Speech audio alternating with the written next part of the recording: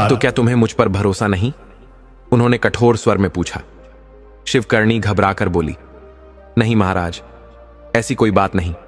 मैं लेकिन वह अपनी बात पूरी भी नहीं कर पाई थी कि राजा ने गुस्से में कहा, अब चाहे जितनी बार घंटी बजाओ, हम नहीं आएंगे। और इतना कहकर वे हवा में लीन होकर अदृश्य हो गए। कोने में बैठी रानियां यह सब देखकर मंद मंद मुस्कुरा उठीं। उनका षड्यंत्र सफल हो गया था। समय बीतता गया और वह दिन आ गया जिसका पूरे राज्य को इंतजार था। शिवकर्णी की प्रसव पीड़ा आरंभ हो गई थी। उसने कांपते हाथों से घंटी बजाई, एक बार, फिर 2 बार, फिर कई बार, पर राजा नहीं आए। रानियों को सब समझ में आ गया था। उन्होंने झूठी रस्मों का बहाना बनाकर कहा, राज परिवार की परंपरा है, संतान जन्म से पहले रानी को महल से बाहर एक कुटिया में रहना होता है। और उन्होंने शिवकर्णी को पास की एक टूटी सी झोपड़ी में भिजवा दिया। कुछ ही समय में दर्द तेज हो गया और शिवकर्णी बेहोश होने लगी। रानियों ने दाई को पहले से सब समझा दिया था और वे खुद महल लौट गईं। अब कुटिया में केवल दाई और शिवकर्णी थीं। और फिर जैसे ईश्वर की भविष्यवाणी पूरी हुई, शिवकर्णी ने जुड़वां बच्चों को जन्म दिया, एक सुंदर कन्या और एक तेजस्वी बालक जिसके माथे पर चंद्रमा और हथेली पर तारे थे। दाई यह देखकर चौंक गई। उसने तुरंत रानियों को सूचना दी। रानियां आईं, लेकिन उनके चेहरों पर स्नेह नहीं, क्रूरता थी। उनकी आंखों में घृणा, चालाकी और कठोरता थी। उन्होंने दाई को आदेश दिया, इन बच्चों को कहीं ले जाकर नष्ट कर दे। दाई कुछ नहीं बोली, दोनों बच्चों को एक टोकरी में रखा और कुटिया से बाहर चली गई। उधर शिवकर्णी अभी भी बेहोश थी।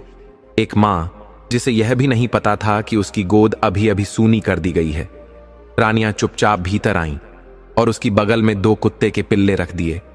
थोड़ी देर बाद जब शिवकर्णी को होश आया, उसकी आंखें धुंधली थीं, पर सामने जो देखा उसकी आत्मा कांप उठी। उसके पास 2 सुंदर बच्चों की जगह कुत्तों के 2 पिल्ले पड़े थे। रानियां खड़ी थीं और जब उन्होंने पिल्ले रखे, एक रानी ने धीमे से बाहर खड़ी होकर फुसफुसाया, तो ये हैं इसके पैदा किए हुए बच्चे। दूसरी ने आंखें घुमाकर कहा, अब राजा जी खुद देखेंगे और समझ जाएंगे कि ये रानी नहीं, कोई मनहूस बला है। उसी समय जैसे हवाओं ने करवट ली और दरवाजे पर भारी कदमों की आहट सुनाई दी। राजा ब्रह्मदत्त आ गए थे। उनके चेहरे पर पछतावे की गहरी छाया थी, जैसे उनके अंतर्मन में पीड़ा हो रही थी कि जब रानी ने पुकारा तब वे क्यों नहीं आए। राजा के कदम ठिठके। उन्होंने कुटिया में देखा, रानी के पास 2 पिल्ले पड़े थे। राजा स्तब्ध रह गए, उनकी आंखें फैल गईं। यह क्या है? उन्होंने चौंक कर पूछा। एक रानी मुस्कुराई और तंज भरे स्वर में बोली, महाराज, आपकी रानी ने यही संतानें दी हैं। राजा की आंखों में क्रोध की ज्वाला जल उठी। वे गरजे, रानी, ये क्या है? शिवकर्णी, जो अभी भी दर्द और भ्रम में थी, रोती हुई बोली, मुझे नहीं पता महाराज, ये मेरे पास कैसे आए, मुझे कुछ भी याद नहीं। तभी एक और रानी ने कठोर स्वर में कहा, कहां से आएंगे बच्चे? इन्हीं ने तो जन्म दिया है। नहीं, यह सच नहीं है, शिवकर्णी कांपती हुई बोली। पर कोई भी उसकी बात सुनने को तैयार नहीं था। एक रानी ने नाक भौं सिकोड़ते हुए कहा, महाराज, यह कोई रानी नहीं है, यह तो कोई अपशकुनी स्त्री है जिसने महल के कुल को कलंकित कर दिया है। राजा ब्रह्मदत्त का चेहरा अब बहुत कठोर हो गया। उनकी आवाज भी अब कठोर और भारी हो गई। धोखेबाज स्त्री, इस समय अभी के अभी मेरे महल से निकल जा। महाराज, शिवकर्णी की आंखों से आंसू बह निकले। वह गिरती पड़ती बोली, महाराज, मेरी बात सुनिए। लेकिन राजा ने सेविकाओं को सख्त आदेश दिया, इस स्त्री को राज्य से निकाल दिया जाए, इसे देश निकाला दिया जाए, अभी के अभी। रानियां मुस्कुरा उठीं। उनके चेहरे पर वर्षों की जलन अब जैसे मिठास बनकर छलक पड़ी थी। उनका षड्यंत्र पूरा हो चुका था। उधर दाई जन्मे हुए दोनों दिव्य बच्चों को टोकरी में रखकर दूर ले जा चुकी थी। रास्ते में उसे एक कुम्हार का घर दिखा, जहां मिट्टी के घड़े एक बैलगाड़ी पर रखे हुए थे, आवे में पकाने के लिए तैयार। दाई की आंखों में एक कुटिल चमक आ गई। उसने सोचा, यह सबसे आसान उपाय होगा इन बच्चों को समाप्त करने का। अगर मैं इन्हें एक खाली घड़े में डाल दूं और उसे आवा में रख दूं, तो किसी को कुछ पता नहीं चलेगा। तभी उसने देखा, कुम्हार अपनी पत्नी से बातें कर रहा था। भागवान, सब घड़े तैयार हैं। पत्नी बोली, पहले खाना खा लो जी, फिर पकाना। पर नींद आ रही है, कुम्हार थके स्वर में बोला। तो खाना खाकर आराम से सो जाओ, पत्नी ने प्यारी मुस्कान के साथ कहा। कुम्हार ने चाक किनारे रखा और बोला, शाम को आवा जलाकर सब पकाएंगे। पकाना तो है, लेकिन अब बुढ़ापे में यह सब भारी लगता है, उसने माथे का पसीना पोंछते हुए कहा। पत्नी ने मुस्कुराते हुए छेड़ते हुए कहा, कितनी बार कहा, बुढ़े हो गए हो, अब थोड़ा कम काम किया करो। लेकिन नहीं, हर बार जवान बनने निकल पड़ते हो। धूप में तपते आंगन में खड़ा कुम्हार थोड़ा सीधा हुआ, जैसे कोई योद्धा मैदान में उतरने से पहले कमर सीधी करता हो। वह बोला, अरे हट, अभी से बुढ़ा कहां हो गया हूं, 50 का भी नहीं हुआ हूं, और बुढ़ा मर्द तो 60 के बाद भी बल्ले बल्ले करते हैं, सुना नहीं?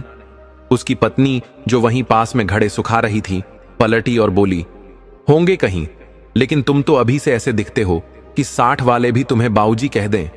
कभी आईना देखा है? कुम्हार ने हंसी रोकते हुए अपनी छाती ठोकी। बचपन में मैं 100 दंड बैठक लगाता था, बिना रुके। पत्नी ने ताना मारा। हाँ, और कुल मिलाकर 1.5 पसली ही थे। तुम्हारे जैसे को तो देख, पेड़ पर बैठा बंदर भी गिर पड़े। वो हंसा और बोला, जवानी में बड़ा सजीला था मैं। पत्नी ने फिर ताना मारा। कब था वो जमाना? मैंने तो ऐसा ही देखा है, झुर्रियों वाला सजीला। कुम्हार ने गुस्से की नकल करते हुए कहा, तूने ही तो सारा खून चूस लिया मेरा, और अब उलाहना भी देती है। पत्नी मुस्कुराई और बोली, सही कह रहे हो जी, मैं ही चूसती हूं खून तुम्हारा, और अब भी कर रही हूं। जैसे मच्छर भिनभिनाता है वैसे ही तुम भी। और तुम क्या हो? एक मक्खी हो। एक बार चिपकी तो छूटने का नाम ही नहीं लिया। कुम्हार हंसते हुए बोला, चल हट, बहुत बकवास हो गई, अब अंदर चलो, धूप में खड़े खड़े कहीं पिघल ही ना जाओ। पत्नी ने घड़े उठाते हुए हंसकर कहा, मैं तो पूरे दिन धूप में रह सकती हूं, मैं तेरे जैसी बूढ़ी नहीं हूं अभी। कुम्हार मुस्कुराकर बोला, पहले खुद को देख तो सही, बुढ़ा बोल रही है मुझे, तू भी तो मेरी उम्र की ही है। पत्नी खिलखिलाकर बोली, बिल्कुल सही कह रहे हो, बूढ़े की बीवी भी तो बुढ़िया ही होगी। कहानियों में सुना था कि अप्सराएं भी बूढ़े ऋषियों से ब्याह कर लेती थीं, पर भगवान ने मुझे उल्टा ही भेज दिया, अप्सरा की जगह दी कुम्हारनी। कुम्हार हंसते हुए बोला, और तुम कौन सी सुंदरता की देवी हो? हाँ, मुसीबत की देवी जरूर हो। अब जरा जल्दी खाना बना दो, नहीं तो तेरा जवान पति भूख से बेहोश हो जाएगा। पत्नी मुस्कुराई, कहां गई तुम्हारी जवानी? दोपहर के 2 बजे ही भूख से कांपने लगे हो, क्या जवानों को भूख नहीं लगती? कुम्हार धीरे से आंखें मलते हुए बोला, अब नींद भी आने लगी है। पत्नी हंसते हुए बोली, चलो अच्छा, खाना लगाती हूं, आओ मेरे राजा बाबू। और दोनों हंसते झगड़ते घर के अंदर चले गए। थोड़ी देर बाद जब दोनों थोड़ा सुस्ताकर बाहर निकले, कुम्हार की नजर घड़ों पर पड़ी। वे घड़े इतने सुंदर, इतने चमकदार थे कि लगा कोई देवता उन्हें अपने हाथों से गढ़ गया हो। कुम्हार चौंक गया, मैंने तो आवा जलाया ही नहीं, फिर ये घड़े पके कैसे? पत्नी भी चौंक कर बोली, तो फिर ये चमक कहां से आई? कुम्हार सोच में पड़ गया। तभी एक घड़े से हल्की नीली रोशनी निकलती दिखाई दी, जैसे उसमें रात के तारे बंद हों। उसने धीमे से कहा, देखो, इस घड़े से रोशनी आ रही है। दोनों भागकर उस घड़े के पास पहुंचे। कुम्हार ने जैसे ही वह घड़ा उठाया, उसकी सांसें थम गईं। उस घड़े के अंदर एक नन्हा बालक था। उसके छोटे से माथे पर दूज का चांद चमक रहा था और हथेलियों पर 2 छोटे तारे थे, जैसे आकाश की छाप। पत्नी के होंठ कांप गए। हे भगवान, ये बच्चा इस घड़े में कैसे आया? कुम्हार ने तुरंत दूसरा घड़ा उठाया। इस बार उसमें एक नन्ही सी कन्या थी जो नींद में मुस्कुरा रही थी। पत्नी ने फुसफुसाकर कहा, यह लड़की भी घड़े से मिली है, कितनी प्यारी है। कुम्हार दोनों बच्चों को देखता रहा, ऐसे सुंदर, ऐसे शांत, ऐसे दिव्य, जैसे स्वर्ग की कोई रचना मिट्टी में आकर बस गई हो। वह बोला, मुझे लगता है ये दोनों जुड़वां भाई बहन हैं। उसकी आवाज में आश्चर्य था, डर भी, पर श्रद्धा भी। पत्नी ने धीरे से कहा, हां, सही कह रहे हो, लेकिन अब मेरी गोद में 2 सूरज उग चुके हैं, एक जिसके माथे पर चांद है और एक जो उस चांद की रोशनी में तारा बनकर चमक रही है। कुम्हार कभी उस बच्चे के माथे को देखता, कभी उस घड़े को, और फिर धीरे से बोला, लगता है ये घड़े इस चांद की रोशनी से ही पक गए हैं। देखो ना, दिन में भी कैसी चमक है, रात को तो पूरा आंगन जगमगा उठेगा। पत्नी की आंखें नन्ही बिटिया पर टिक गईं। ये कितनी सुंदर है, जैसे किसी चित्रकार की कल्पना हो। दोनों उस पल भूल ही गए कि ये बच्चे कहां से आए और वे कौन हैं। कुम्हार ने धीमे से पूछा, पर हम इन बच्चों का करेंगे क्या? एक पल शांति छा गई। फिर पत्नी ने बहुत सहज भाव से कहा, रखेंगे इन्हें अपने पास, अपने बच्चे बनाकर। बुढ़ापे में हमारा कौन है, अब यही तो हमारा सहारा है। कुम्हार थोड़ा हिचकते हुए बोला, पर ये हमारे नहीं हैं। पत्नी ने ममता भरे स्वर में कहा, तो क्या हुआ? अगर उनके माता पिता इन्हें ढूंढ ही रहे होते तो क्या ऐसे घड़े में छोड़ जाते इन्हें? कुम्हार चुप हो गया, फिर हौले से मुस्कुराकर बोला, इसका नाम रखेंगे चंद्रललाट, इसके माथे पर चांद है ना? पत्नी ने प्यार से कहा। और इसका नाम होगा तारिका, चांद की बहन। कुम्हार हंस पड़ा। वाह रीतू, नाम तो ऐसे रख रही है जैसे कोई पंडिताइन हो। फिर अचानक वह गंभीर हो गया। लेकिन लोगों को क्या बताएंगे? ये बच्चे हमारे कैसे हुए? पत्नी ने उसकी ओर देखकर कहा, कौन जानता है हमें यहां? हमें तो अभी महीना भी नहीं हुआ इस गांव में आए। जो पूछेगा कह देंगे भगवान ने भेजे हैं। जैसे मिट्टी से घड़े मिलते हैं वैसे किस्मत से बच्चे भी मिलते हैं। कुम्हार ने सहमति में सिर हिलाया, फिर बोला, चंद्र के माथे पर कपड़ा बांध देंगे, कोई देख न ले उस चांद को, नहीं तो बात फैल जाएगी। पत्नी ने दोनों बच्चों को सीने से लगाकर कहा, मेरे लाडलों, मेरे आंखों के चांद तारे। कुम्हार ने थके हाथों से अपनी पत्नी के कंधे पर हाथ रखा और उन दो नन्ही जानों को देखा। उसकी आंखों से आंसू बह निकले। वो आंसू सिर्फ खुशी के नहीं थे, वो पूरे हो चुके अधूरे जीवन के आंसू थे। अब उनके लिए राजमहल यही झोपड़ी थी और सारा वैभव अब उन बच्चों की मुस्कान में था। चंद्रललाट और तारिका, दो नाम, दो रोशनियां जो हर सुबह उस आंगन को मां, बाबूजी कहकर प्रभु का आशीर्वाद बना देती थीं। जब कुम्हार घड़े बनाता तो चंद्र और तारका रेंगते हुए उसके पास आ जाते। वे उस गीली मिट्टी को खेल का खिलौना समझते। चंद्र हमेशा की तरह थोड़ा जिद्दी था। कभी वह घड़ा उठाने की कोशिश करता तो तारका उसकी नकल करती। थोड़ी ही देर में दोनों सिर से पांव तक मिट्टी में लिपट जाते। तभी कुम्हारिन दौड़ती हुई आती, बनावटी गुस्से में डांटती, फिर हंसते हुए दोनों को अपनी गोद में भर लेती। यही था उनका जीवन, यही थी उनकी छोटी सी दुनिया। अब कुम्हार ज्यादा घड़े नहीं बनाता था।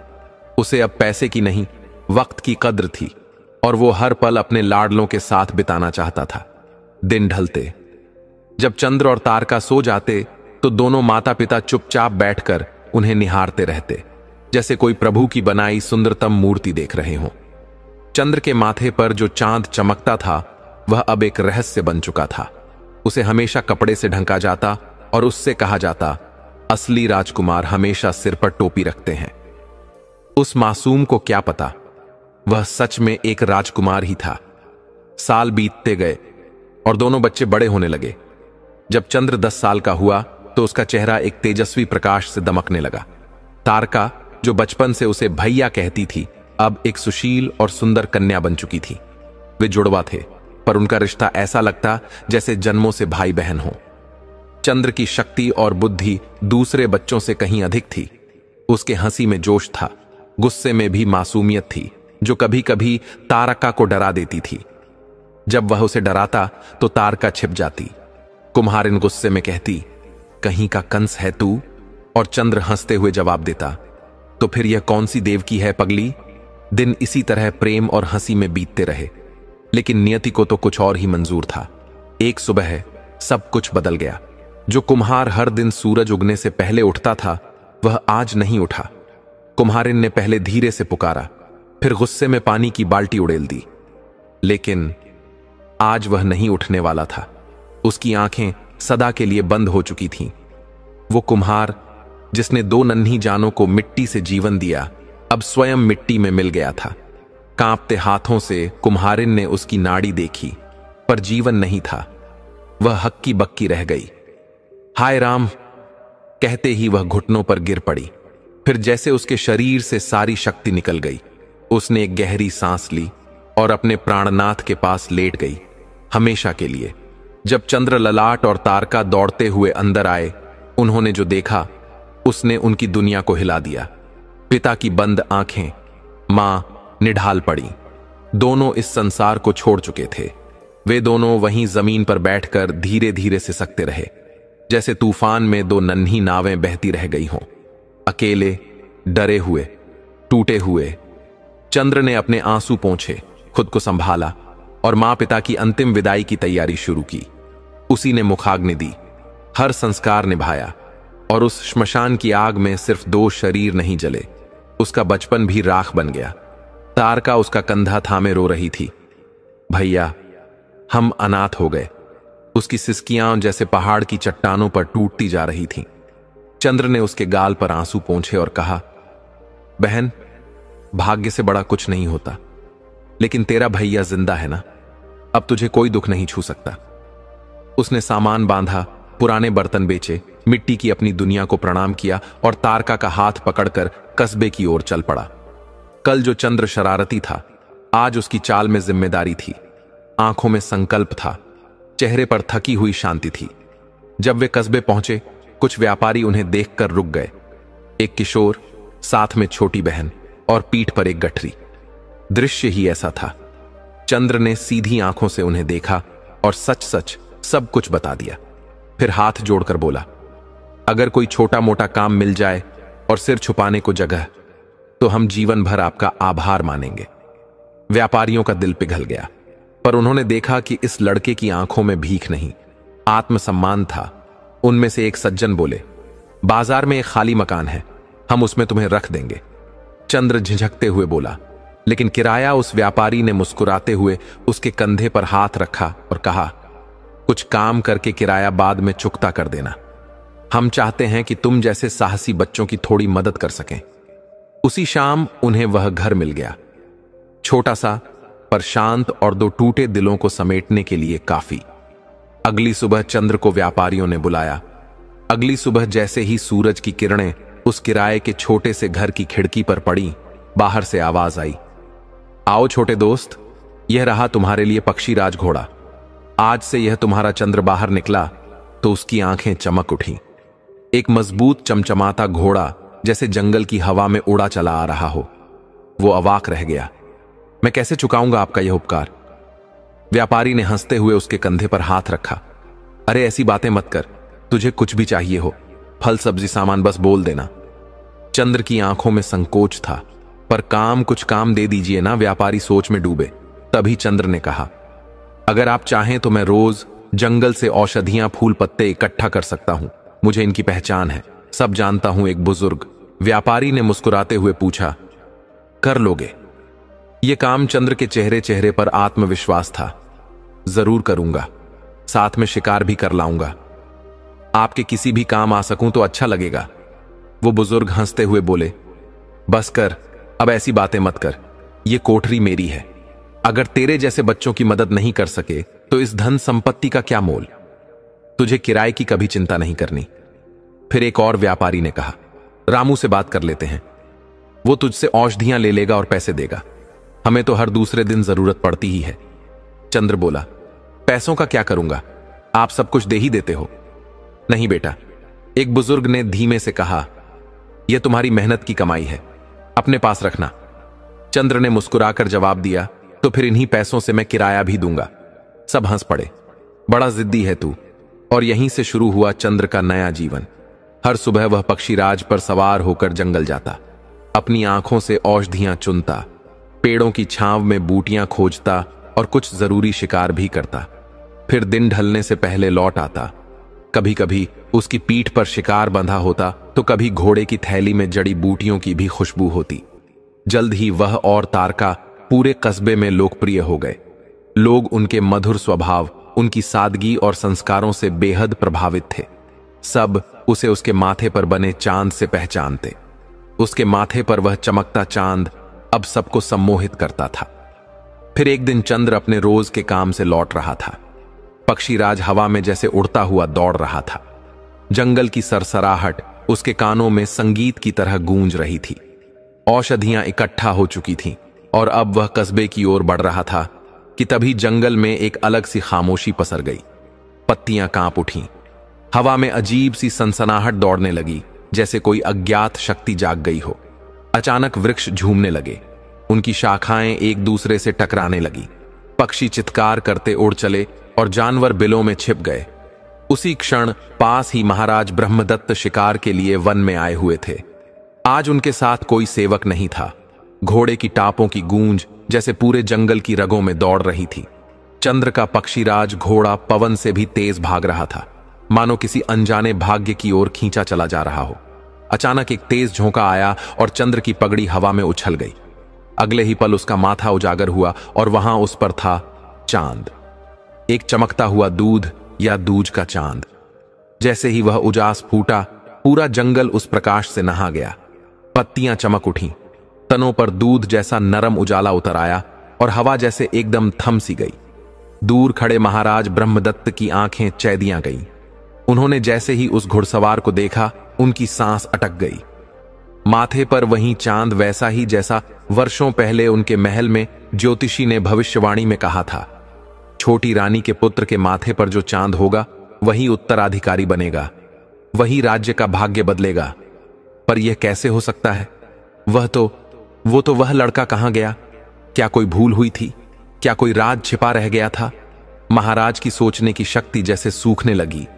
आंखें धुंधला गईं और वह तुरंत महल लौट पड़े। अगले दिन से उनका स्वास्थ्य तेजी से गिरने लगा। वैद्यराज दिन रात दवाइयों और जड़ी बूटियों से उनकी सेवा में जुटे थे। सूचना मिलते ही महल की छहों रानियां व्याकुल होकर उनके कक्ष में पहुंची।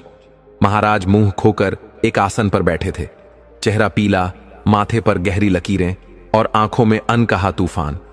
क्या हुआ महाराज? एक रानी ने धीरे से पूछा, लेकिन जवाब में बस एक थकी हुई सांस निकली। कुछ नहीं महारानी, आप चिंतित लगते हैं, दूसरी रानी ने कहा। और फिर एक एक कर सभी रानियां उनकी आंखों में झांकने लगी, जैसे उनकी चुप्पी को पढ़ने की कोशिश कर रही हो। महाराज ने गहरी सांस ली और फिर धीरे धीरे बोले, कल जब हम आखेट को गए थे, वहां मुझे एक युवक दिखा, घोड़े पर सवार, और उसके माथे पर चांद था, ठीक वैसा ही जैसा हमें बताया गया था। वो चांद, वो चमक मैं जानता हूं, वो कोई धोखा नहीं था। सब रानियां हक्की बक्की रह गईं। पर ऐसा कैसे संभव है? एक ने पूछा। बाकी की आंखों में डर और उलझन एक साथ तैरने लगी। महाराज ने धीरे से सिर झुकाया और कहा, मुझे कुछ समझ नहीं आ रहा। कमरे में सन्नाटा पसर गया। केवल दीवारों की दरारों से आती हवा की धीमी सी सरसराहट सुनाई दे रही थी। कुछ देर बाद महाराज ने थके स्वर में कहा, अभी आप सब जाओ, मुझे कुछ देर एकांत चाहिए। रानियां चुपचाप वहां से निकल गईं। महल की दीवारें जैसे हिल गई हों। छहों रानियों के चेहरे सफेद पड़ गए थे, जैसे किसी ने उनके दिल की धड़कनें छीन ली हों। माथे पर चांद, वह तो सिर्फ एक ही बालक के भाग्य में लिखा था, छोटी रानी का पुत्र। पर उसे तो सालों पहले मार डालने का आदेश दिया गया था, और दाई ने कहा भी था कि दोनों बच्चों को घड़ों में रख आग में जला दिया गया है। फिर यह कैसे संभव है? कहीं कुछ छूट तो नहीं गया? कहीं वह लड़का बच तो नहीं गया? अगर राजा को सच पता चल गया तो सबका सर्वनाश तय है। उनका गुस्सा किसी को नहीं छोड़ेगा। एक गहरा सन्नाटा कमरे पर छा गया। एक एक कर रानियां आपस में फुसफुसाने लगीं। यह हुआ कैसे? दाई ने क्या सच में धोखा दिया? पर क्यों? वो तो बस एक नौकरानी थी, लेकिन महारानी ने सब कुछ चुप करवा दिया। उसकी आवाज सख्त थी, अब डरने का वक्त नहीं, सोचने और कुछ करने का वक्त है। सबसे पहले उस दाई को पकड़ कर लाओ, उससे सच उगलवाना ही होगा। उसी समय एक विश्वस्त सेवक को भेजा गया और अगले ही दिन वह कांपती हुई दाई महल में पेश कर दी गई। जैसे ही वह अंदर आई, महारानी गरज उठी, सच सच बता, उन बच्चों का क्या किया तूने? दाई ने कांपते हुए रटा रटाया जवाब दिया, मैंने उन्हें आग में जला दिया स्वामिनी। झूठ! महारानी ने कोड़ा उठाकर उसकी पीठ पर दे मारा। वह लड़का जीवित है और हमें सब कुछ पता चल चुका है। दाई चीख पड़ी, मगर अब उसके झूठ पिघलने लगे थे। मैंने उन्हें कुम्हार के घड़ों में रख दिया था, वो आंच देने ही वाला था। और फिर महारानी की आंखों में गहरा शक और डर एक साथ तैरने लगा। उन्हें तो जल जाना चाहिए था। अबे मूर्ख महारानी, फिर गर्जी। उस लड़के का माथा चमक रहा है जंगल में। तू सोच, क्या सच में वह मरा था? दाई के होंठ सूखने लगे। वह घुटनों पर गिर गई। मुझे एक और मौका दो स्वामिनी, मैं पता लगा कर आऊंगी। वचन है, उसे ढूंढ लाऊंगी। उसकी आंखों में अब डर के साथ मौत का साया था। महारानी ने एक ठंडी सांस ली और कहा, जा, और याद रख, अगर तू खाली हाथ लौटी तो इस बार कोड़े नहीं, अग्नि तुझे निगलेगी। दाई अपनी जान बचाकर महल से निकल गई। अगली सुबह जब सूरज की पहली किरण धरती को छू रही थी, दाई दबे पांव उस कुम्हार की झोपड़ी तक पहुंची, जहां बरसों पहले उसने 2 मासूम बच्चों को मौत के हवाले करने की साजिश रची थी। मगर कुम्हार अब इस दुनिया में नहीं था। वह तो कब का गुजर चुका था और उसके बच्चे भी अब दूसरे कस्बे में बस गए थे। दाई का चेहरा पीला पड़ गया, लेकिन उसकी आंखों में एक अजीब चमक थी। शक यकीन में बदल रहा था। उसके कानों में गांव वालों की बातें गूंज रही थीं। 2 जुड़वा बच्चे आए हैं इधर। एक लड़के के माथे पर तो चांद चमकता है। बस उसी पल दाई को यकीन हो गया, यही है वह दोनों, राजा की खोई संतान। अब वह सीधी महल लौटी और महारानी से आज्ञा लेकर एक योजना रच डाली। अगली सुबह वह उस गली में पहुंची जहां चंद्र ललाट और तारका रहते थे। एक कोने में छिपी रही जब तक चंद्र घोड़े पर सवार होकर अपने रोज के काम के लिए निकल ना गया। आधे घंटे बाद उसने धीमे से दरवाजा खटखटाया। भीतर से आवाज आई, कौन है? दरवाजा खुला तो सामने खड़ी थी मासूम सी तारका। उसकी आंखों में हल्की हैरानी थी। आप कौन काकी? तभी दाई ने अपना जाल फेंका। बनावटी स्नेह और झूठी यादों की गठरी बांधकर बोली, अरे पगली, मैं तेरी ही काकी हूं। अपनी मां की सगी बहन कहकर उसने तारका को बाहों में भर लिया और माथा चूम लिया। मगर तारका कुछ कहने को हुई तो दाई ने आंखें भिगोते हुए भर्राए स्वर में कहा, हां हां, तेरे मां बाप तुझे कभी नहीं बता पाए। मैंने जब सुना कि तुम दोनों यहां हो तो सब छोड़ छाड़ बस दौड़ी चली आई। भोली तारका, जिसने बचपन से सिवाय अकेलेपन और संघर्ष के कुछ नहीं देखा था, उस झूठी ममता में बह गई। पहले आप अंदर तो आइए, उसने कहा और दाई को भीतर ले जाकर आसन पर बैठाया। जल दिया। दाई ने स्नेह से उसके गाल पर हाथ फेरा और बोली, कितनी बड़ी हो गई है मेरी गुड़िया, और कितनी प्यारी। सच कहूं तो अपने खानदान का चांद बन गई है तू, तुझसे नजर न लगे।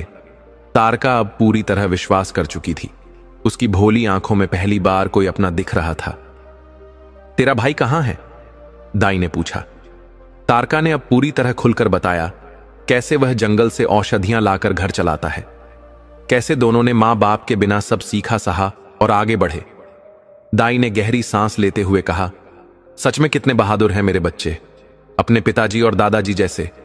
वह भी ऐसे ही वीर और मेहनती थे। तुम्हारे खून में वही हिम्मत है। सच में तारका के चेहरे पर पहली बार वह मुस्कान आई जो किसी सगे के प्यार से ही उभरती है। हां, सच्ची। जैसे ही दाई ने बात आगे बढ़ाई, तारका की आंखें चमक उठीं। मेरे दादा इतने साहसी थे। दाई ने माथे पर हल्की मुस्कान लाते हुए उसकी पीठ पर हाथ फेरा। बहुत साहसी। एक बार तो पूरे गांव में बाढ़ आ गई थी। सब लोग घर छोड़कर भाग गए थे।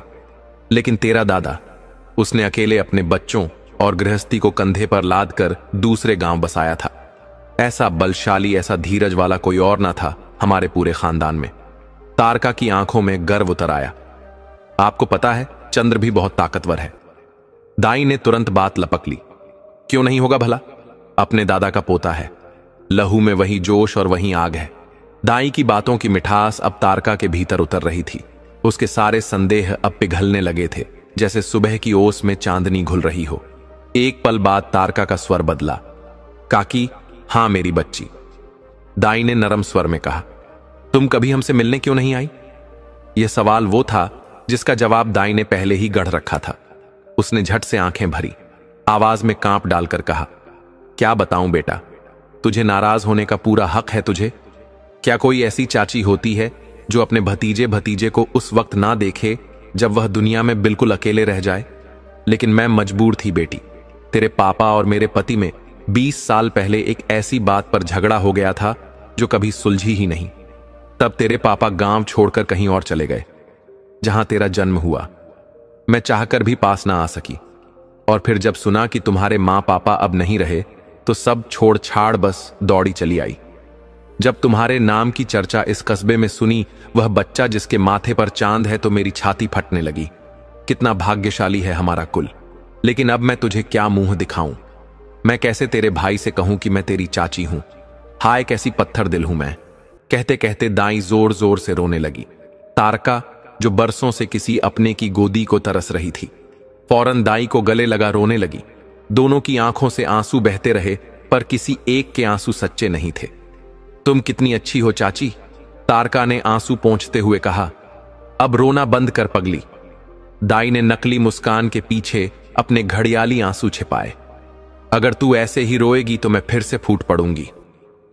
फिर तारका ने सिर उसकी गोद में रख दिया और दाई उसके बाल सहलाने लगी। कितनी सुंदर है तू बिटिया। तुझ जैसी को पाने के लिए तो राजकुमार तेरे भाई के आगे नाक रगड़ देंगे। तारका ने शर्मा कर चेहरा फेर लिया। ऐसा ना कहो चाची। क्यों नहीं? हर लड़की तेरे जैसी थोड़ी होती है। ये तो तेरा सौभाग्य है और इस रूप के बल पर तो तू एक दिन रानी बन सकती है। सच्ची में रानी तारका चुप रही। उसकी पलकों पर एक नई दुनिया का सपना उतर रहा था। और तभी दाई धीरे से बोली, तेरे यह बाल और भी सुंदर लगेंगे अगर, कहकर वह रुक गई। अगर क्या चाची? अगर तेरे बालों में केतकी के फूल लग जाएं। दाई ने जैसे ही यह कहा, तारका की आंखों में जिज्ञासा चमक उठी। केतकी के फूल? मैंने तो कभी नाम ही नहीं सुना इसका। दाई ने मुस्कुराते हुए उसकी ठोड़ी उठाई। कैसे सुनेगी बेटा? ये फूल आम नहीं, बहुत ही दुर्लभ होते हैं। जैसे तू है वैसा ही। ये फूल भी खास सुगंध से भरा और बेहद सुंदर तारका अब पूरी तरह उसके जाल में उलझ चुकी थी। कहां मिलते हैं ये फूल चाची? केतकी वन में, दाई ने रहस्यमय अंदाज में कहा, मानो उस वन की बात करते हुए ही किसी दूसरी दुनिया का दरवाजा खोल रही हो। केतकी वन ये कहां है? सागर के पार एक जंगल है, बहुत दूर पर तेरे भाई के बस का है, वहां जाना है ना? उसने मुस्कुराकर कहा और फिर धीरे से झुककर फुसफुसाई, तू उससे कहना लेकिन मेरे बारे में मत बताना, नहीं तो वह मुझसे मिलने आएगा और फिर इस काम को टाल देगा। और सुन, फूल केवल कल शाम तक मिल सकते हैं, फिर साल भर गायब हो जाते हैं। तारका थोड़ी असमंजस में थी, लेकिन दाई ने बात काट दी। डर मत, तेरा भाई है ना, वह तो तेरे लिए इंद्रलोक से भी फूल ला सकता है। तू बस भोलेनाथ से प्रार्थना कर और आज ही कह देना उसे। मैं अब चलती हूं। अभी से चाची? तारका ने थोड़ी मायूसी से पूछा। मन तो मेरा भी नहीं कर रहा, पर बेटा साथ है, बुखार में है, सराय में छोड़ आई हूं, कल फिर आऊंगी अपने भतीजे को देखने। दाई उठी और जैसे ही द्वार पार किया, उसके चेहरे पर एक खौफनाक मुस्कान उभर आई। उसे पूरा यकीन था कि लड़का अगर केतकी वन तक पहुंच भी गया तो वहां के राक्षस उसे जिंदा नहीं छोड़ेंगे, और रही बहन तो उसे तो किसी और तरह से निपटा ही देगी। उधर शाम को चंद्र लौट कर आया, पसीने से भीगा हुआ पर मुस्कुराता हुआ। तारका ने बड़े स्नेह से खाना परोसा। क्या बात है बहन, आज तो बड़ा स्वादिष्ट खाना बनाया है, चंद्र ने मुंह में कौर डालते हुए कहा। क्यों, मेरा भैया मुझसे प्रेम नहीं करता? तारका ने मासूमियत से पूछा। सचमुच करता हूं, चंद्र ने हंसते हुए कहा। फिर एक बात कहूं, तुझे कुछ चाहिए है ना? चंद्र ने उसकी आंखों में झांकते हुए कहा। बोल, क्या चाहिए? तुझे भैया से क्या शर्म? तारका थोड़ी झेप गई, पर फिर धीमे से बोली, मुझे केतकी के फूल चाहिए। केतकी के फूल?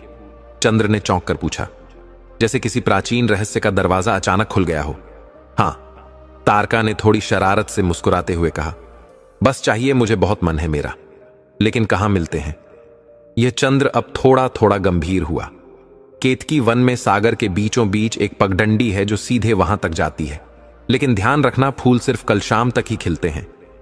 फिर पूरे साल नदारद तारका की आंखों में मासूम जिद चमक रही थी और चंद्र बस देखता रह गया। ठीक है बहन, तूने कहा है तो जान भी दे सकता हूं तेरे लिए। फूल तो क्या? यह कहते हुए उसने उसे बाहों में भर लिया। मेरे प्यारे भैया। तारका ने भावुक होकर उसका सीना थाम लिया और चंद्र उसके बालों में हाथ फेरते हुए मन ही मन मुस्कुरा उठा। सूरज की पहली किरण अभी धरती पर पड़ी भी ना थी कि चंद्र तैयार होकर निकल पड़ा। कमर में चमचमाती तलवार, पीठ पर तरकश, हाथ में धनुष और साथ में कुछ सूखे मेवे व चावल उसका घोड़ा जैसे पंख लगाकर उड़ रहा हो। शहर, गांव, खेत सब पीछे छूटते गए और कब 3 घंटे निकल गए उसे पता ही नहीं चला। सूरज अब सिर के ऊपर आ गया था, लेकिन चंद्र की आंखों में थकान का नामो निशान नहीं था। धीरे धीरे रास्ता जंगल में बदलने लगा। पेड़ इतने घने कि धूप की एक रेखा तक नीचे ना आ सके। जैसे जैसे वह भीतर गया, जंगल एक रहस्यमय सन्नाटे से भरता चला गया और तभी उसकी नजर एक राक्षसी पर पड़ी। वह बहुत लंबी और काली, जैसे कोयले की बनी हो। उसके बाल पेट तक लटक रहे थे और 2 विशाल दांत बाहर निकले थे, जैसे हाथी के हों। मगर अजीब बात यह थी कि उसका चेहरा डरावना होते हुए भी मासूम सा लग रहा था। चंद्र को उससे डर नहीं लग रहा था। तभी उसके दिमाग में एक चाल आई। उसने घोड़ा मोड़ा और पास के जंगल में जाकर 3-4 हिरणों का शिकार किया।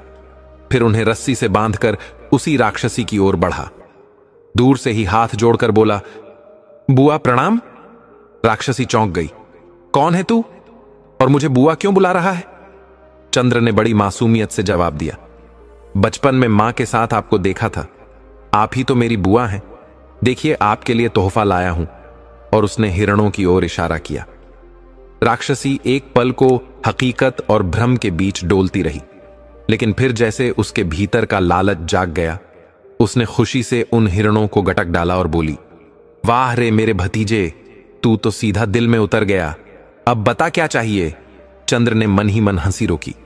ये लोग इतने भोले भी हो सकते हैं, कभी सोचा न था। फिर बोला, बुआ, मुझे केतकी वन जाना है। मेरी बहन के लिए केतकी के फूल लाने हैं। राक्षसी के चेहरे पर एक पल को संदेह की लकीर आई, फिर मुस्कुराते हुए बोली, तू तो बड़ा वीर निकला। अच्छा सुन, थोड़ा और आगे सागर के पास मेरा भाई मिलेगा, वहीं तुझे आगे का रास्ता बताएगा। जाओ, सफल हो, यही आशीर्वाद है। चंद्र ने सिर झुकाया और बुआ को प्रणाम कर घोड़े की लगाम खींच दी। केतकी वन अब अधिक दूर नहीं था। बहुत बहुत धन्यवाद बुआ, चंद्र ने हंसते हुए कहा और घोड़े पर चढ़ गया। अब चलता हूं, लेकिन वादा है दोबारा मिलने जरूर आऊंगा। राक्षसी ने अपने विशाल हाथ उठाए और आवाज में प्यार था। ठीक है भतीजे, आते रहना, अपनी बुआ को मत भूलना। चंद्र ने मुस्कुराकर हाथ हिलाया और उसकी बुआ उसे तब तक देखती रही जब तक वह आंखों से ओझल न हो गया। घोड़ा अब एक नई दिशा में बढ़ चला था। सामने एक और घना वन था। वहीं पुरानी युक्ति दोहराई। कुछ हिरणों का शिकार किया, उन्हें बांधा और अगले मोड़ पर अपने राक्षस चाचा की ओर बढ़ा।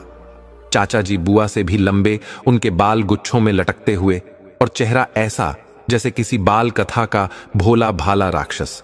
लेकिन चंद्र को तो अब तक समझ आ गया था कि इन लोगों को मूर्ख बनाना ज्यादा मुश्किल काम नहीं। प्रणाम चाचा जी, चंद्र ने ऊंची आवाज में कहा। बिल्कुल आत्मविश्वास के साथ राक्षस ने भौहें चढ़ाकर कहा, ओहो, तू कौन है जो मुझे चाचा कह रहा है। चंद्र ने वही कहानी दोहराई जो बुआ को सुनाई और फिर हिरणों की ओर इशारा करते हुए बोला, आपके लिए यह खास भोजन लाया हूं। राक्षस ने तो जैसे स्वर्ग का स्वाद छक लिया। हिरणों को देखते ही खाने लगा और बोला, वाह भतीजे, दिल खुश कर दिया। अब बता क्या चाहिए। केतकी वन जाना है, चंद्र बोला। राक्षस ने थोड़ी देर सिर खुजाया, फिर उसे पास बुलाकर कुछ कान में फुसफुसाया। एक रहस्यमय युक्ति। चंद्र की आंखें चमक उठीं। बस इतना ही मैं यह जरूर करूंगा चाचा। जाओ और सफल हो। राक्षस ने मुस्कुराकर उसे विदा दी। अब चंद्र पूरी तरह आश्वस्त था। दोपहर ढलने को थी और सूरज पश्चिम की ओर झुक रहा था, लेकिन वह जानता था कि उसे सूरज डूबने से पहले केतकी वन पहुंचना ही होगा, वरना फूल मुरझा जाएंगे। उसने मन ही मन कहा, चिंता मत कर बहन, तेरा भैया तेरे लिए फूल जरूर लाएगा। और उसने घोड़े को सरपट दौड़ा दिया। थोड़ी दूर चलकर उसके सामने एक गहरा कांटों से भरा जंगल आया। हर दिशा में सिर्फ कांचरी के पेड़ इतने घने कि ना घोड़ा चल सके, ना पैदल कोई रास्ता दिखे। पत्तों पर लंबे धारदार कांटे थे। एक गलत कदम और पूरा शरीर छलनी हो जाए। तभी चंद्र को याद आया चाचा का बताया उपाय। उसने आंखें बंद की और मन ही मन कांचरी देवी को पुकारा, मां, मार्ग दो, नहीं तो मैं यहीं समाप्त हो जाऊंगा। और उसने वहीं विशेष मंत्र जपना शुरू किया। देखते ही देखते कांचरी के पेड़ आपस में सरकने लगे, जैसे कोई अदृश्य हाथ उन्हें पीछे खींच रहा हो। जंगल दो भागों में बंट गया और उनके बीच बना एक साफ सीधा रास्ता बस उतना ही टेढ़ा कि घोड़ा आराम से निकल सके। चंद्र ने एक बार फिर कांचरी मां को नमन किया और घोड़े की लगाम खींच दी। अब वह तट की ओर बढ़ चला था। कुछ ही देर में नीले समंदर की झलक सामने थी। चंद्र अब समंदर के किनारे खड़ा था। उसकी आंखों के सामने लहरें उफन रही थीं, जैसे कोई विशाल जीव सांसें ले रहा हो। लेकिन उसके भीतर डर नहीं था।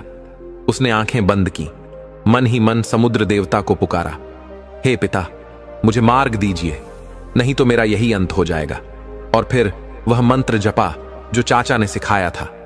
तभी समुद्र की लहरें एकाएक गर्जना करने लगीं, जैसे खुद समुद्र जाग उठा हो। और फिर धीरे धीरे पानी दो तरफ हट गया। बीच में एक सूखा चमकता हुआ रास्ता उभर आया।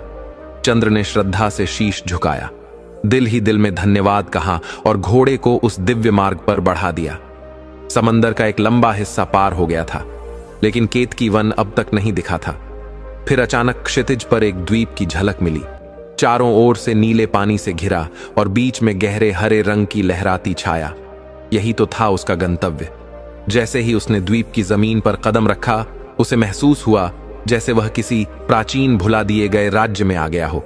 चारों तरफ ऊंचे भव्य महल, पत्थरों में खुदे हुए चित्र, झरोखे जो कभी राजा रानी की कहानियां कहते होंगे, लेकिन अब वहां कोई नहीं था। सिर्फ सन्नाटा गूंजता हुआ और रहस्यमय। घोड़े को उसने एक घने कूंज में छुपा दिया और वह थक कर वहीं सो गया। लेकिन चंद्र नहीं रुका। समय बहुत कम था। सूरज अब ढलने को था और उसे केतकी के फूल मिल ही जाने चाहिए थे। तलवार हाथ में थामे वो दौड़ पड़ा। एक घर की छत पर चढ़ा और तभी उसकी नजर पड़ी। दूर एक उद्यान में पीले नारंगी फूलों की झलक, जैसे खुद सूर्य की मुस्कान जमीन पर खिल रही हो। लेकिन वहां पहुंचने का कोई सीधा रास्ता नहीं था, क्योंकि वह बगीचा एक महल के पीछे था।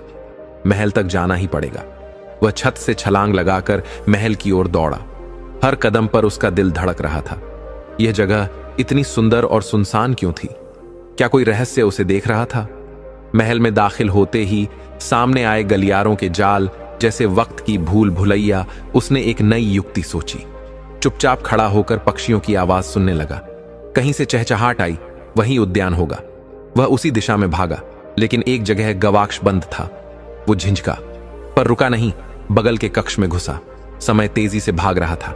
अभी बस एक घड़ी बाकी थी सूरज डूबने में, यानी फूल मुरझा सकते थे।